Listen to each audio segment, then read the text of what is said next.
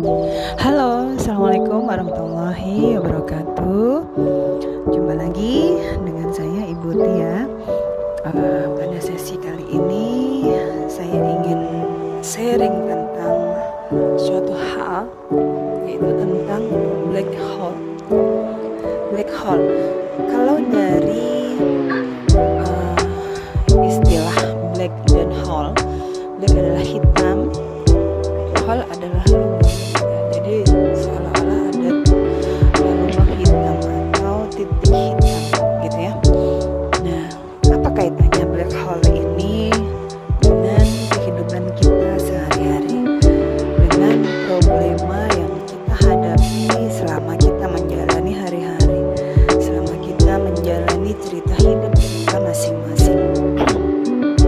Jadi teman-teman pasti merasakan bahwa dalam menjalani hidup, terkadang pada saat masalah kita datang, itu biasanya kita kebanyakan adalah mengeluh. Kenapa A, kenapa B, kenapa C, kenapa kok gini, kenapa kok gitu, kenapa kok orang ini selalu membuat saya menjadi resah, kenapa orang ini selalu membuat saya menjadi minder, kenapa orang ini selalu membuat saya menjadi kurang berharga gitu ya, membuat saya menjadi tidak pede dan lain sebagainya.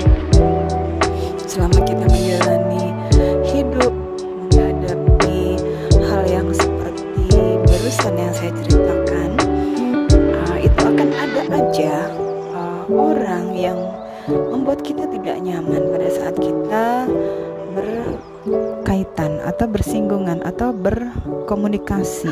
Nah, tapi memang tipe orang kan macam-macam, manusia itu unik gitu ya. Dan salah satunya, semua orang punya cerita hidup, semua orang punya takdir, semua orang punya sifat dan watak masing-masing. Itu tidak terlepas dari bagaimana riwayat hidup masing-masing orang ke belakang, bagaimana lingkungan sekitarnya, karena itu sangat membentuk karakter seseorang. Nah, berkaitan dengan black hole, pada saat kita misalnya dalam bermasyarakat, ternyata kita ketemu dengan orang yang tipenya seperti barusan, tipenya selalu menjadi orang yang tidak membuat kita nyaman dan tentram, tipenya selalu kepoin urusan orang lain, tipenya selalu mencari pembicaraan supaya ada bahan gosip dan lain sebagainya. Kadang kita akan ketemu dengan tipe orang seperti ini dalam menjalani kehidupan sehari-hari. Nah, apa kaitannya dengan black hole? Pada saat kita menghadapi sebuah masalah, dan salah satu masalahnya adalah berkaitan dengan lingkungan yang seperti saya ceritakan barusan, maka fokuslah kepada white area. White area itu adalah area putihnya. Artinya dalam menghadapi masalah kita harus membayangkan, contoh, apa yang harus kita syukuri dalam hidup ini, itulah white area. Karena tidak ada hidup yang selalu lancar mulus, pasti akan ada cobaan di dalamnya. Cobaan inilah black hole-nya, titik hitamnya. Pada saat kita fokus kepada titik hitamnya, kepada gangguan sekitar kita, kepada hal yang tidak membuat nyaman di sekitar kita, entah itu berupa sebuah lingkungan yang kurang positif, entah itu sebuah watak atau perilaku seseorang yang membuat kita tidak nyaman, yang mana kalau kita ngobrol dengan dia selalu tanggapannya sinis misalnya. Nah, ya biarkan saja, itu memang takdir dia menjadi orang seperti itu gitu. Kalau kita kembalikan kepada riwayat hidup manusia seperti yang saya kupas sebelumnya di topik yang berjudul siapa kita dan siapa musuh kita. Musuh kita adalah syaitan. Bisa jadi orang yang tipenya yang selalu negatif terhadap kita, bisa jadi memang dia ditakdirkan memang menjadi orang seperti itu gitu. Bisa jadi mungkin karena dia tidak bisa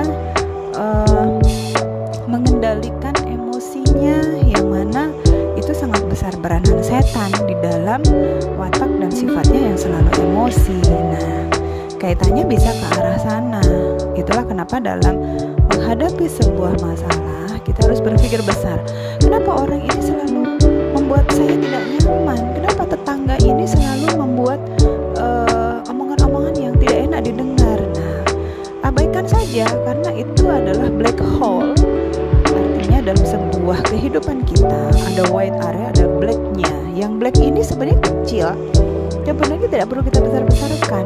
Itu karena memang sudah menjadi takdir dia menjadi orang seperti itu, ya kita tinggal doakan semoga dia membaik gitu ya. Karena mau nggak mau dalam lingkungan circle lainnya dia pun akan membuat orang lain tidak nyaman gitu. Jadi kembali lagi kepada kita, bagaimana kita menghadapi sebuah masalah yang menghampiri kita.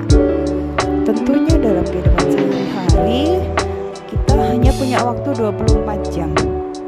Kita punya otak yang terbagi-bagi pemikirannya sesuai dengan problema hidup kita masing-masing. Problema kita berbeda-beda.